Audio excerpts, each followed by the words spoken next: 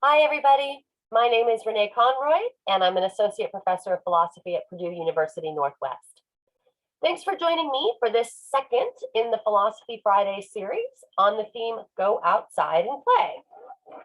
In this series, I'll be inviting you to think with me about some of the foundational concepts and questions that have been at the heart of philosophical aesthetics for the last 50 years or so in the domain called philosophy of nature or environmental aesthetics, where we ask all kinds of questions about how our aesthetic appreciation of natural objects and natural environments both is and maybe is not like our aesthetic appreciation of artifacts and art objects. So this week we're going to focus on the topic of scientific knowledge and nature appreciation.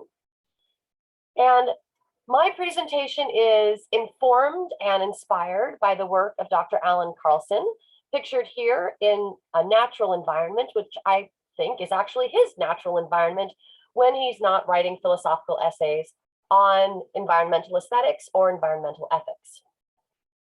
And his work is going to inspire us to consider some of the following questions. First of all, is scientific understanding relevant to, or maybe even required for, a robust aesthetic appreciation of natural objects and environments? We might not think so because it looks like children, even before they've taken science classes, have very engaged interactions with nature, not just in terms of specific objects, but also the natural world at large. But perhaps there is something about further scientific understanding that improves our aesthetic engagements over time, or at least can. If that's the case, then we'd want to ask, well, where does scientific understanding actually intersect with aesthetic regard? What role could it play? And that's just to say, how might knowledge of geology or history or natural ecology inform a serious aesthetic engagement with nature, one that goes beyond just enjoying its sensuous features and maybe takes us into a more robust form of appreciative activity that might be connected up with an environmental ethic or with conservationism or concerns about preservation. So Alan Carlson begins his famous article on the subject, which is called Appreciation and the Natural Environment. It's from 1979, by asking us to think a little bit about our engagement with art objects and how our engagement with nature might be both like this and also distinct from it. So here are his opening lines. He says, with works of art, there's a straightforward sense in which we know both what and how to aesthetically appreciate. We know what to appreciate in that first, we can distinguish a work and its parts from that which is not it, nor a part of it. And second, we can distinguish its aesthetically relevant aspects from its aspects without such relevance. So my image on the side here is meant to capture both of those senses in which the what question is typically pretty easy for us to answer in at least a traditional artistic context. So if you happened into this museum and into this corner of this museum where these 5 paintings are located, the first thing that you would know, presumably, is that part of your engagement with these as art objects would not include your considering the presence of the fire extinguisher here on the lower right. It is obviously an object in your perceptual field, but your understanding of artistic traditions tells you that's not the thing that you're meant to be focusing your attentions on. And so we would very likely screen it out in our perceptual experience. Similarly, when we look at these 5 paintings on the wall, we have a sense of what's aesthetically relevant about them and what's not. So for instance, we know that it's important what they look like to us from a distance and on the front side of the canvas. What's on the back side is actually probably important to keeping the canvas together, but it's not aesthetically relevant for appreciating them as artistic paintings. Similarly, how they smell doesn't seem to be relevant since these are artworks that trade in visual representation or in visual experience giving. And how they feel in this case is also not part of what's relevant to our aesthetic appreciation of them, even if it might be really interesting to put our hand out on the canvas and run our fingers over it. So Carlson seems to be right that at least classical kinds of cases, we do know what to appreciate. We can distinguish what's aesthetically relevant from what's not without difficulty. Secondly, he continues, we know how to appreciate, in that we know what acts of inspection to perform concerning different works. Now, what you have on the right hand of this slide are actually two examples that I'll refer to in a minute that Carlson also refers to, originally presented by philosopher Paul Ziff. And on the top, we have a group of people here standing in a gallery looking at a large scale image of a Tintoretto painting. I'll make myself smaller so that you can see the painting. So there's Tintoretto, and we can see that all the people have stood back from the painting in order to take in its full sensuous features, its full formal qualities, including that architectural quality of it receding back into the distance of the wall. On the other hand, on the bottom, we have an image of two people appreciating one of Hieronymus Bosch's works. And these are works that are very, very replete in detail, such that in order to really see them, one has to get up, as you can see here, very, very close and scrutinize the elements of the canvas, not only to see all of the work that Bosch put into creating them, but also to grasp the symbolic and potentially religious content of the paintings themselves. So we notice that it's pretty standard in museums, depending on the kind of work, for people to engage in different kinds of acts of inspection, and that they know pretty naturally how to do this without being given a lot of instruction or even being experts in art history.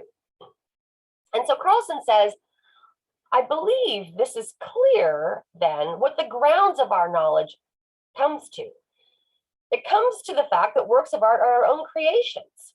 We've made them for the purpose of aesthetic appreciation. So in knowing what we make, we know what to do with what we make, or at least we know who to ask what to do with what we make.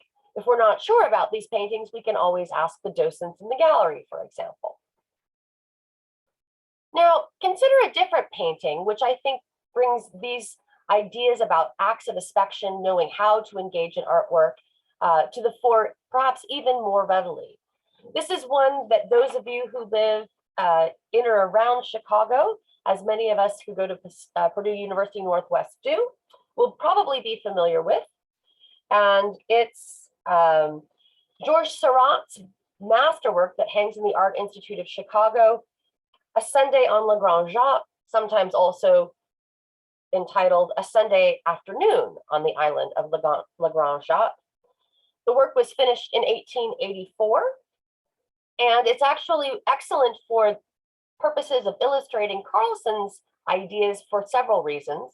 One, as we'll see in the next slide, is it seems to invite several different kinds of acts of inspection just in virtue of the kind of artwork it is. But also, we might just stand back before we look at how we engage with it and consider that its representational content is actually of people out on a Sunday afternoon enjoying nature. And so one way to read the painting as we're thinking about our engagement with nature and the natural environment is also just to notice all the different things that these people are doing by way of engaging it. Some are standing distantly looking out at the water, while others are actually in the water or are harnessing the wind in order to sail their boats across the inlet. Some of them are actually feeling the grass on their forearms. Some are frolicking and playing. Some are finding shade. Some are looking for sun. Some aren't actually paying any attention to the fact that they're in nature at all and are instead engaged with other endeavors. We can see here, even down front though, some have sat in nature and plucked bits of nature and are focusing on specific objects available in it, rather than say on the grand environment or the scene that's presented. So actually Seurat's work invites us to reflect on all the different ways we very naturally engage with nature in any case. But back to Carlson's point. Carlson's point was about acts of inspection and about the fact that we know what kinds of acts of inspection are appropriate, or we can figure it out pretty easily when we're engaging with art objects. So let's consider this art object in its, quote, natural environment at the Art Institute of Chicago. So here's an image right here on the top left of these three of the Seurat painting hanging in the Art Institute. And one of the things that I really like about this picture is it captures the way that gallery looks every time I've ever walked in it, which is you have some people up very, very close to the painting. You have others at quite a distance from the painting, and then people standing in sort of all different kinds of distances in between. So this painting seems to invite a variety of different physical orientations, not like the Tintoretto that says, stand back from me so you can capture all of me and feel my grandeur and the space that's being created by perspective. And also not like the Bosch that says, come in closely, examine my details, figure out what's here. This painting seems to invite at least both of those and many other kinds of activities of inspection. And what do philosophers mean when we use that phrase?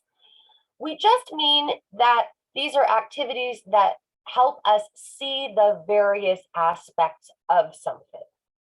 And often these activities will have a physical component, as where you're moving back and forth in a gallery, and they will always have some kind of mental component, as where you're framing for attention just a certain piece of the environment, in this case, only what's inside the white frame on the white wall, and also capturing that under a certain set of relevant categories to know what to look for, to know how to appreciate. So as Carlson quotes the philosopher I mentioned earlier, Paul Ziff, in the opening of the article on appreciation of nature, he points out that there are many different kinds of acts of inspection that we're very familiar with. So to contemplate a painting is to perform one kind of act of inspection, to scan it, to perform another, to study, observe, inspect, examine, scrutinize, still others. And here's the example that I had on the previous slide. I survey a Tintoretto while I scan a Hieronymus Bosch. Thus, I step back to look at the Tintoretto and up to look at the Bosch. Different actions are involved. Now, why does Seurat's painting tend to invite a variety of inspective activities? It's in part because it's actually created to be a harnessing of our human perceptual apparatus in one might think of as quite a scientific way. Seurat was a neo-impressionist, and he's often credited with either creating what we now think of as the movement pointillism, or at least being an exemplar of the early pointillist technique. And so when we see the painting from a distance, all of its representational features become clear to us. We can see the formal elements. We can see what those people are doing as they're appreciating nature. But that's only because there's a kind of magic of the eye, where the eye blends together what, if we got up very close to this painting, we would see are actually daubs of paint. Now, this isn't a purely pointillist work, because if we get a little bit closer, we can also see that underneath the daubs are swaths of horizontal brush strokes. So a purely pointillist work would have the eye gathering dots together into what looks like a unified structure by having basically the human eye mix the colors themselves to create the representational content. Here we have points on top of horizontal brush strokes. So an early form of pointillism, but not pure pointillism. Notice, though, there is another element of this painting that draws our attention that we can't really see from a distance, or we don't notice, but that's very, very important to it, that we can only see when we examine it closely. And that is that the outside of the painting here, the part that you see represented on the right with these little blue and red dots leaving a little bit of white canvas open behind, it's actually a painted frame that Seurat has given us around his work that he thinks is important for orienting our attention optically, as important, in fact, as the actual physical white frame. So that notion of framing that we talked about last week is also brought up in the Seurat work, And we're going to come back to that notion again next week when we look at the framing paradox. But for now, what we can see is that the Seurat painting invites us to reflect on actually how many different kinds of acts of inspection a single artwork might invite, and on the fact that we basically know what to do, because these are things that are of our own design. We know which acts of inspection are relevant and which ones aren't. In the case of the natural world, though, we said last week, nature doesn't come for us pre-framed. It comes to us as three-dimensional, multi-sensory environment. We haven't just picked out certain things that are to be attended to while having other things that we shouldn't be focusing on, because nature is not designed by humans in that way. So how could we then find answers to the what and the how questions with respect to natural environments? Carlson's idea, which is developed in what he calls the natural environmental model of nature appreciation, is to draw on scientific categories.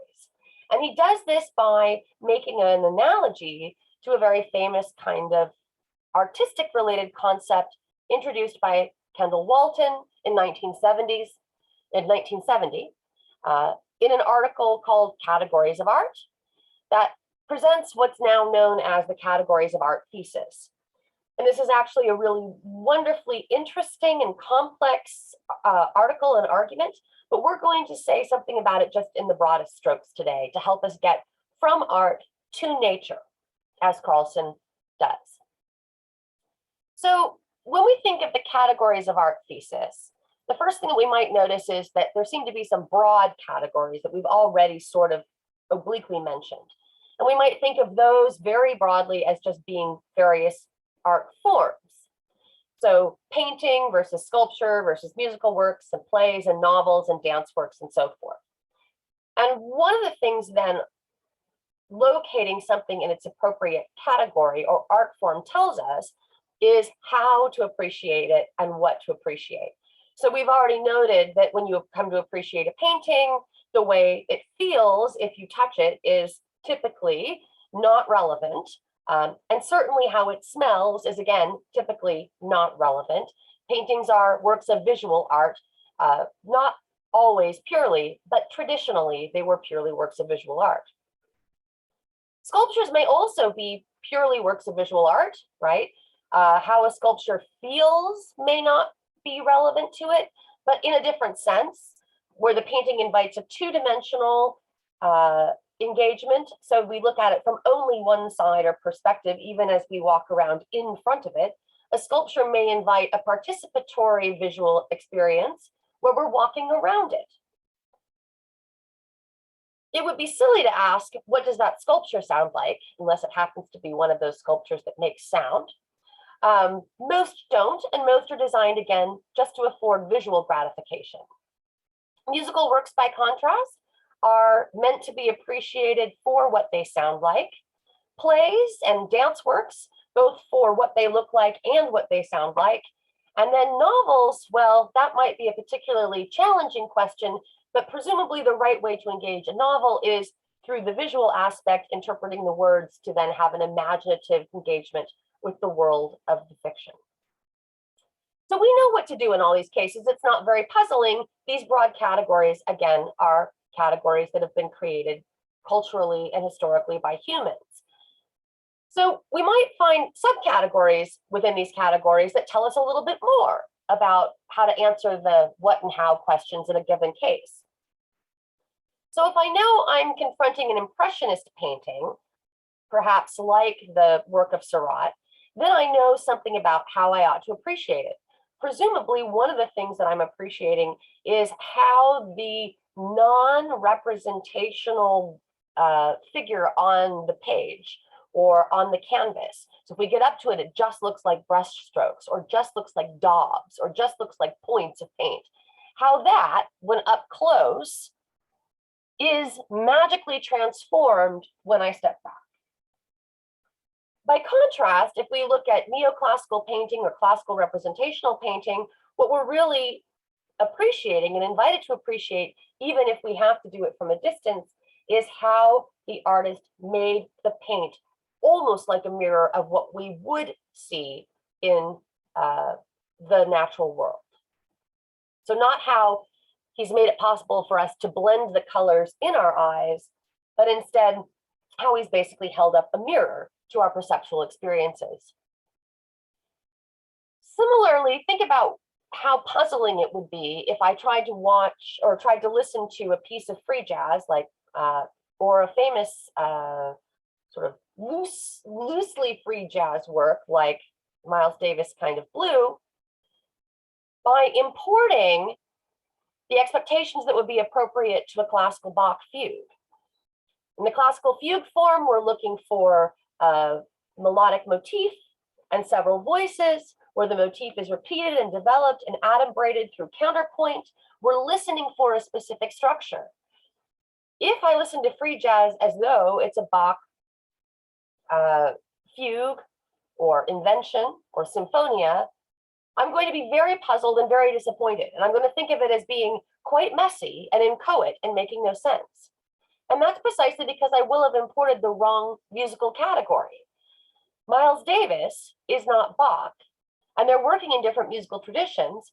So different subcategories within musical traditions are going to be relevant to understanding what's on offer and knowing how to listen to it. And we can offer similar examples, thinking about the difference between the classical narrative ballet, like Sleeping Beauty, where there's a story being told, there are characters on stage, there are specific kinds of dance works and dance forms that we expect. And taking those expectations and then applying them to something in the postmodern period, maybe something like what was called in the coming out of the Judson Dance Theater task dances, where these are dance performances that don't involve high-level technical skill, that don't have any narrative, they don't have any characters, and are just designed to help us see the grace or the power or the motion or the physics of everyday movement. So if I looked at a task dance using the category of narrative ballet, appropriate to say Sleeping Beauty, I'm going to think that it's a pretty horrible dance. But that's partly because I haven't understood what category of art it falls in. Similarly, if we draw, again, just generally on this idea of categories of art, we'll see that there are some genres that might tell us how to look, what to look for, which acts of inspection are relevant. So we'll have both paintings and plays and sculptures and dance works that are representational, but we may also have abstract versions of all of these, requiring a different kind of approach. We'll have things that are modernist in their flavor or character versus things that are postmodern, self-reflective. We'll have things that are realist, representing the way the world seems to us, maybe even things that are hyper-realist in some cases, versus those that are surrealist, representing often the sort of inchoate, feverish kinds of experiences we might find in dreams or in wild imaginings. And those genres will cut across art forms. But again, if I look at a surrealist painting by Dali and say, well, I haven't ever seen anything in the world that looks like that, I will have completely misunderstood what it is that our friend Salvador is attempting to get me to see, understand, or engage with aesthetically through that surrealist representation of, say, a dreamscape of a certain kind. So again, we're very familiar with this in art, and we import these ideas regularly and easily. It's why we have docents in art museums. It's why you find pamphlets that will guide you as you walk through a museum, or audio tours. It's why we have art history courses and different kinds of courses in music appreciation and dance appreciation and so forth, so that we can understand these categories better, so we know how to engage the works more repletely, more accurately, more fully. And the general point being made then is, if we locate something in the wrong category, then we have a tendency to misperceive it or to perceive it incorrectly. And there are several ways that we can do that. One is we might just miss what's actually there to be seen. We might be looking for the wrong thing and fail to see or experience the thing that is actually there. Alternatively, it might be that we misconstrue aesthetic features, or we make aesthetic evaluations on the basis of misapprehending aesthetic properties. So, for example, if I were to say of a task dance, well, that's a really terrible narrative. The story was completely incoherent. This would be quite a poor aesthetic judgment of a thing as a task dance, precisely because it has no story, and the dance itself has a beginning, middle, and end, merely constituted of doing a particular activity or completing a designated task. And that's it. So that general point emerges in a much more complex way from Walton's categories of art. Carlson draws on it then to say we might say something similar when we think about appreciating nature. So if nature is incorrectly understood, if we come at it making mistakes about what kinds of things we're seeing, then we might have the wrong answers to the what and the how questions. We might perceive nature in ways that we could regard as incorrect or not fully informed, and thereby come to aesthetic judgments or the attributions of particular aesthetic properties that actually aren't apt to nature as nature and nature as environment. So what could we use then that would be the analog of categories of art for nature? Carlson says, well, our common sense knowledge of how nature works, but particularly the knowledge that we gain from scientific categories, the ways we cut up the world into flora and fauna with various genus and species and their own natural histories, their histories of biological forces, physical forces, ecological forces, and so forth. So one of the ideas that Carlson wants to explore is how it would change our perception of some kind of natural phenomenon if we were sure to locate it in what we know is its scientifically correct category. So an example that we might think of here is the example of a whale. This is drawn from one of his own examples, though this is not precisely the way he describes it. But if you thought of a whale as just a really big fish, it might seem kind of ungainly as a fish. There are many more sinuous looking fish that move more quickly through the water in all kinds of ways. But once you recognize that a whale is a mammal, in fact, an extremely large mammal, one of the things that you might start to notice is that in its natural environment, it exhibits a high level of grace compared to lots of mammals, including, for example, human beings. So noticing that it is a mammal as one of the facts about it that we acknowledge from a scientific perspective might bring out an aesthetic quality that was otherwise unnoticed. For example, in this case, its gracefulness in its environment. Here's another example. What you see on the left is what's called a corpse flower. These are the very largest flowers in the world. They're also extremely rare. They only flower very, very infrequently and for only 48 hours at a time. They're also called corpse flowers because they have a really horrific smell. They smell, it's claimed, like decomposing bodies. Now, in nature, they actually only occur in very rare places on the planet, but they are cultivated in conservatories quite regularly. So what we see here is a group of people who are partaking of that special moment when our corpse flower has gone to bud, and also when they can have the fullest appreciation of all of its multisensory features, not only its size and its color, but also its aroma. Now, one of the things, if we didn't know anything about a corpse flower, that we might think is that it's just an extremely kind of heavy looking, massive, and maybe rather unpleasant bit of nature.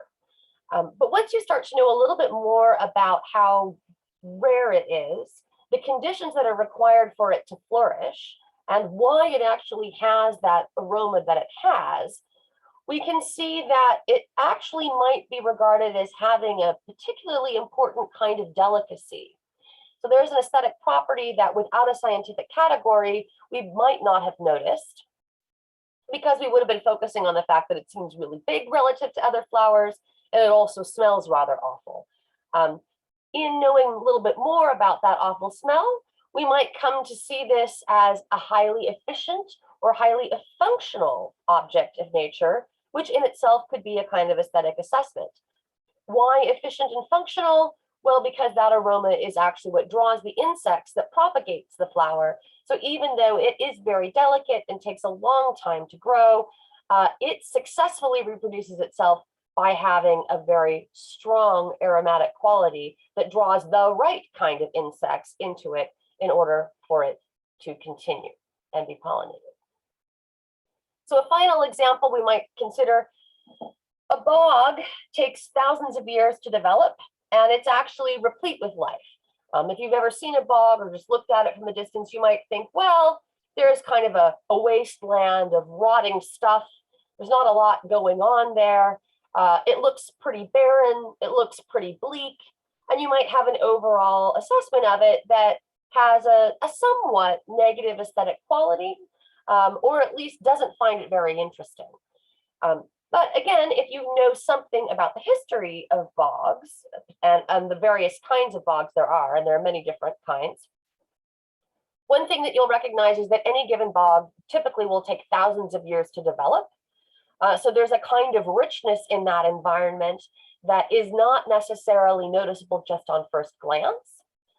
And also, even though bogs are wetlands that relative to other kinds of wetlands have a lower degree of biodiversity, most of them are still fairly complex in terms of the number of different life forms they sustain. But many of those life forms just aren't obvious to us. So for example, bogs that are covered almost entirely with moss or algae have a tendency to hide the various insects, sometimes also amphibians that lurk beneath the surface. So seeing a bog through some scientific lenses in light of some scientific information and categories can start to bring out possible aesthetic features of it as opportunities for appreciation that might otherwise have gone wholly unnoticed. Now here's the way Carlson puts that point. He says, to appreciate objects appropriately, let's try that again. To appropriately appreciate objects or landscapes in question aesthetically, and that is to appreciate their grace, majesty, elegance, charm, cuteness, delicacy, or disturbing weirdness. And this is his description particularly of how one might regard a tidal basin. And here's an example of the kind of tidal basin I think he has in mind at the top. To appropriately appreciate these things aesthetically, it's necessary to perceive them in their correct categories. This requires knowing what they are and knowing something about them. In the cases in question, where he does talk about perceiving a whale, also a moose in a tidal basin, that requires knowing something of biology and geology.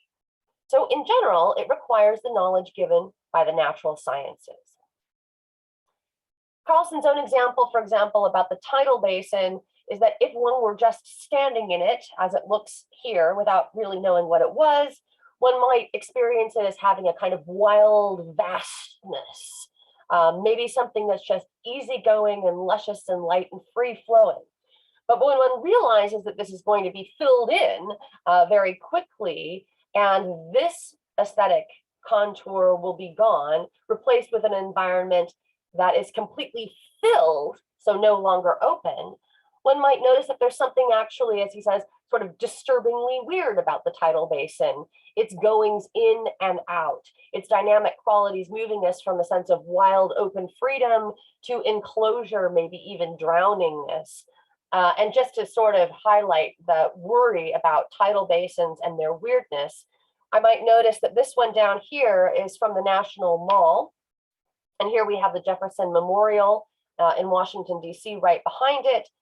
Across on the other side of this tidal basin is the National Monument. And this is a grove of cherry trees that were donated to this part of the country by the Japanese in 1912 that have been flourishing in this area as part of the beautification of this tidal basin that runs through the major monument mall in Washington, D.C.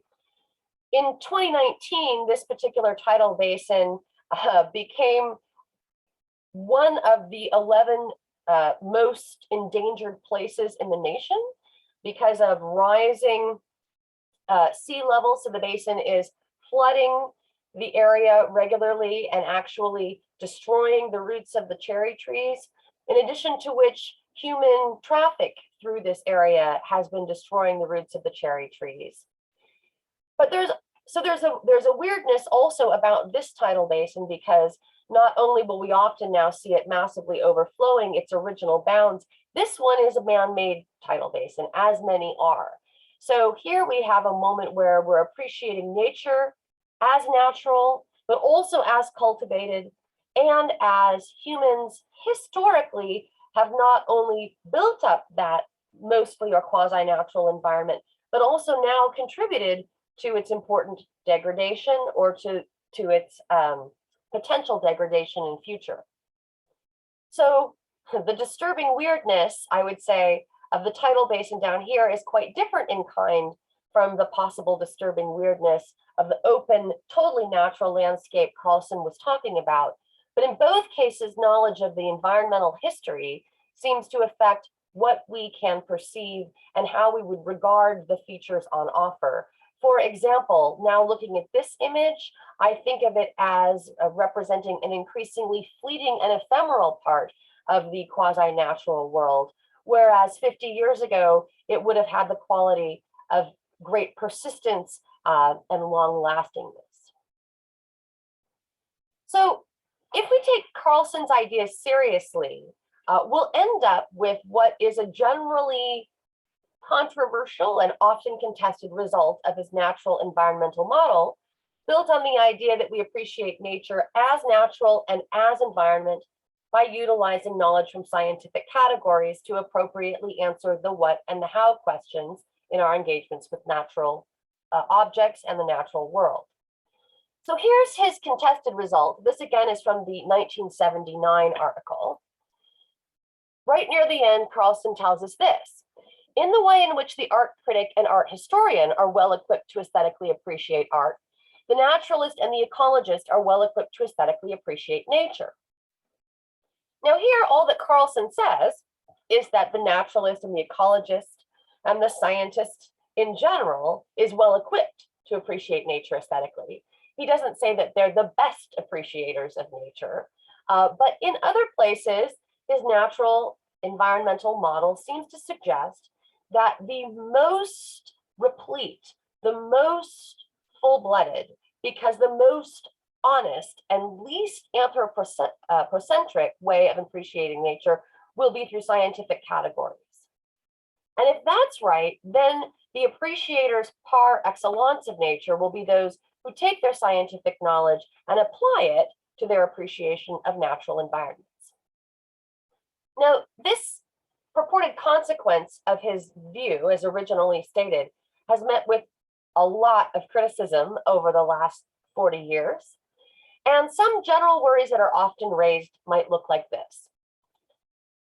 One is the worry that sometimes our knowledge of environmental history might actually impede our ability to engage productively with an environment, might make us want to walk away from relishing it aesthetically or taking delight in its aesthetic features.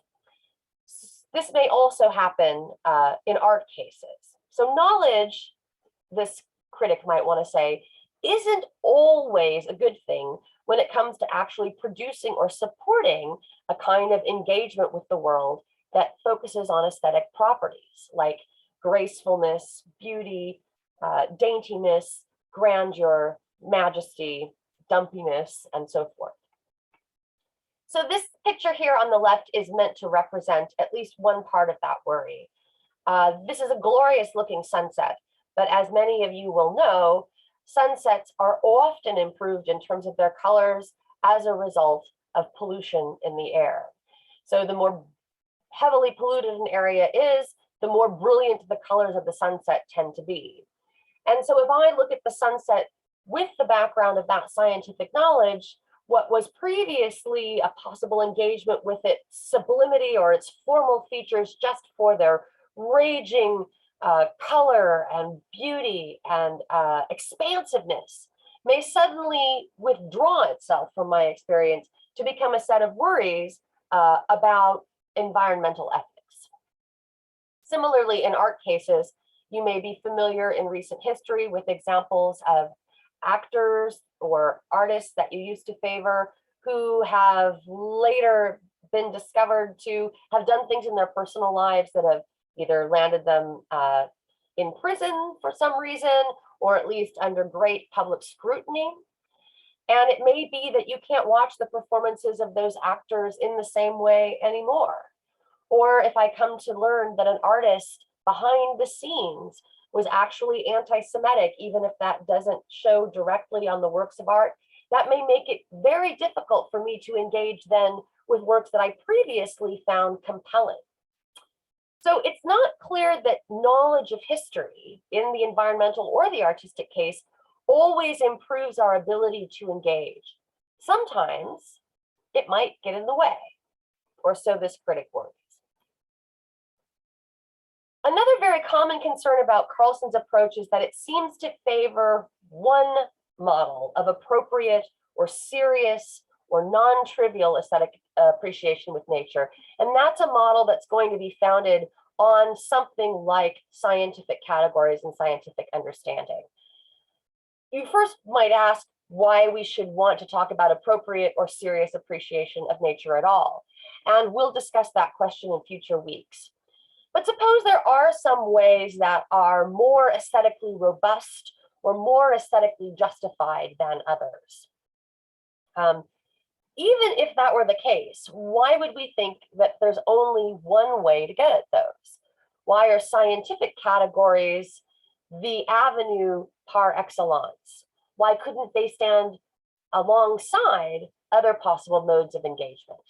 So many people have argued that although appreciating the environment aesthetically through the lens of scientific categories can be very appreciatively rewarding and licit, it need not be thought of as the only way to engage with nature in such a form that we really are taking it as nature for what it is in itself and not simply imposing human imaginings on it or pretending that it's a product of our design. And the final worry that emerges out of much critical discussion of Carlson's natural environmental model is that he does think that appropriate appreciation of nature will always take it as three-dimensional participatory environment. So there will still be some need to limit the environment, but one of the things that's crucial for his perspective is that plucking an object like this seashell out of its natural surroundings and say, popping it on my desk to relish its sense of curvature, to enjoy the texture of it, to find the striations exciting in their varied colors, that doing that is actually turning it into an art object and no longer treating it as something from nature. But why do I have to leave something in nature or think of it as part of a natural environment in order to continue to seriously engage with it as natural rather than as artifactual? Many philosophers have argued that that's not required, and that some of the relevant aesthetic properties of natural objects as natural are appreciable, maybe specifically because we take them as self-contained, framed units of attention, rather than seeing them in their relations to the broader environments from which they emerge.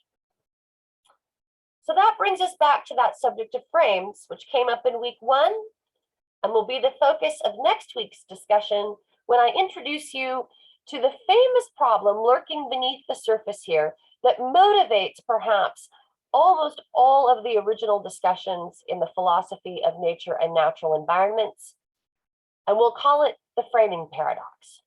I look forward to seeing you next time, and thanks for spending today with me.